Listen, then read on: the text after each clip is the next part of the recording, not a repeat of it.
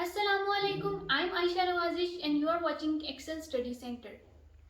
Student, जो आज की ये वीडियो है इसमें मैंने आपके साथ डिस्कस करने के ये जो एक्टिविटी मैं आपके साथ शेयर करूंगी, आपने ये 1 कंप्लीट मंथ इसको फॉलो करने और उसके बाद देखने के क्या इम्प्रूवमेंट्स आई हैं और क्या चीज़ इसका आपको क्या फ़ायदा हुआ है।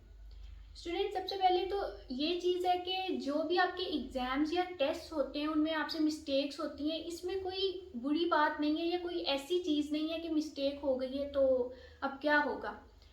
मिस्टेक्स का मकसद ये है कि उनकी करेक्शन की जाए, रेक्टिफिकेशन की जाए। अब एक टेस्ट हुआ है आपका और उसमें आपने कोई मिस्टेक कर दी है और उसको वैसे ही छोड़ दिया तो कोई उस टेस्ट का कोई फ़ायदा नहीं है। तो उस टेस्ट का मेन मकसद ही ये था कि आप वो चीज़ प्रिपेयर करो और टेस्ट देने के बाद जो उसमें आपकी गलतियाँ हैं, जो मिस्टेक्स हैं, उनको करेक्ट करो।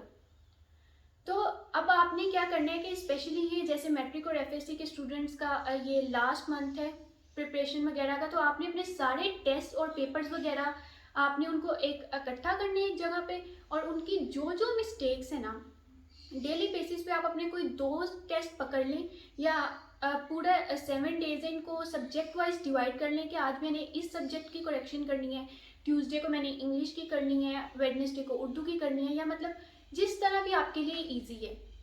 सारे टेस्ट इकट्ठे करें और जो जो उनकी मिस्टेक्स हैं उनको आपने करेक्ट करने एक सेपरेट रजिस्टर बना लें और उसको जो मिस्टेक है उसको करेक्ट फॉर्म में उस पर लिखें। ओके, तो अब ये क्या है कि आपने सारी अपनी जो करेक्शंस है वो एक रजिस्टर पे नोट कर ली हैं। अब आपने ये रजिस्टर संभाल के रखने।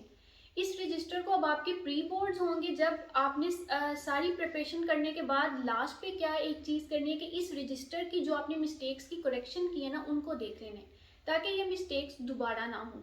इसी तरह जब आपके प्री बोर्ड कंप्लीट हो जाएंगे उनका और जो अभी अब आप जैसे आपको चेक होके वापस मिल गए हैं तो उनकी करेक्शंस को भी इसमें ऐड करने और जब आपका बोर्ड का एग्ज़ाम होगा तो आपने इन करेक्शंस को ज़रूर देखने।